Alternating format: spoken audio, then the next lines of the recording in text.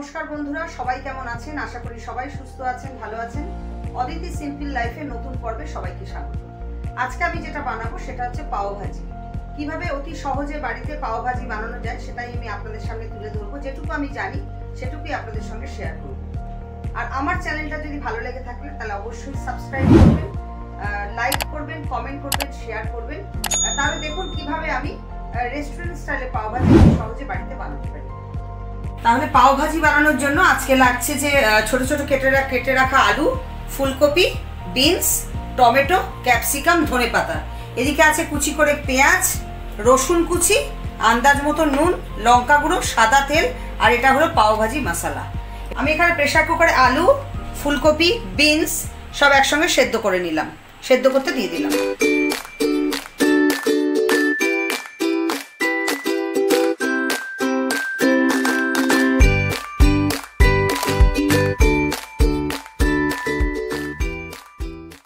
কড়াই সাদা তেল দিলাম, দেখুন এতটা পরিমাণ আমি সাদা তেল দিলাম। এর সঙ্গে আমি একটু বাটার মিশিয়ে নেব। এত পরিমাণ বাটার আমি এর সঙ্গে মিশিয়ে নিলাম। বাটার মিশিয়েছি সাদা তেলের সঙ্গে। এবার দিয়ে দেবো পেঁয়াজ। পেঁয়াজটাকে খুব ভালো করে লাল করে আমি ভাজতে থাকবো। দেখুন পেঁয়াজটা একটু লাল লাল ভাজা হয়েছে। এবার আমি এর মধ্যে দেবো রসুন কুচি।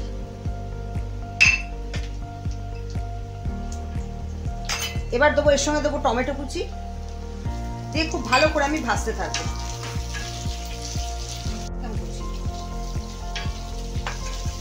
সামান্য নুন দেবো যাতে এটা মেল্ট হয়ে যায়। দেখুন এতটার মতো নুন দিলাম। দেখুন বন্ধুরা এটা কিরকম ম্যাশড হয়ে গেছে। ক্যাপসিকাম, টমেটো, রসুন কুচি, এই যে রসুন কুচি, পেঁয়াজ কুচি দিয়ে আমি এটা ভাজা ভাজা করেছি। এখানে দেবো একটু লঙ্কা গুঁড়ো, যে যেরকম টেস্ট খান সেরকম দেবেন। আমি এরকম হাফ চামচ লঙ্কা গুঁড়ো দিচ্ছি, আর একটু দেবো লঙ্কা গুঁড়ো। ঠিক আছে, নুন আমি আগেই দিয়েছি। দুটো ছোট ছোট কেটে রাখা কুচি করে লঙ্কা এটা আমি এর সঙ্গে অ্যাড করলাম। একসঙ্গে মিশিয়ে নেবো, ভাজতে থাকবো। করা ফুলকপি, বিনস আর আলু এটাকে হাত দিয়ে পরিষ্কার করে ভেঙে ভেঙে নিতে হবে। এভাবে একটু ভেঙে ভেঙে নিতে হবে এটাকে। এবার এটা আমি এর মধ্যে দিয়ে দেবো। এর মধ্যে ধনেপাতা কুচি আমি অ্যাড করলাম। পাওভাজি মশলা আমি অ্যাড করছি। দেখুন এতটা মতন পাওভাজি মশলা আমি অ্যাড করলাম। দেখুন বন্ধুরা এই পাওভাজি আমার রেডি হয়ে গেল। দেখুন বন্ধুরা আমি বাটার দিয়ে দিলাম। এই বাটার দিয়ে পাওভাজি আমার রেডি। জন্য পাওভাজি পুরো রেডি। ব্রেডের সঙ্গে পাওভাজি এবার সার্ভ করার জন্য রেডি। তাহলে বন্ধুরা দেখলেন তো কত সহজে খুব চট করে পাওভাজি বানানো যায়। আপনারা নিশ্চয়ই বাড়িতে ট্রাই করবেন। খুব সুন্দর একটা রেসিপি। যদি ভালো লেগে থাকে তাহলে অবশ্যই চ্যানেলটা সাবস্ক্রাইব করবেন, লাইক করবেন, কমেন্ট করবেন, শেয়ার করবেন। অদিতি সিম্পল লাইফের সাথে জুড়ে থাকবেন। বন্ধুরা আজকাল আমরা হাসতে ভুলে গেছি। হাসলে শরীর মন দুটোই ভালো থাকে। চলুন আপনাদের একটু হাসাই। একটা হাসির চুটকি বলবো। শোলে সিনেমাটা খুব হিট করেছিল, দারুণ বই। একদম হলের সামনে মারামারি কাটাকাটি, কেউ টিকিট পাচ্ছে না, বিভৎস ভিড়।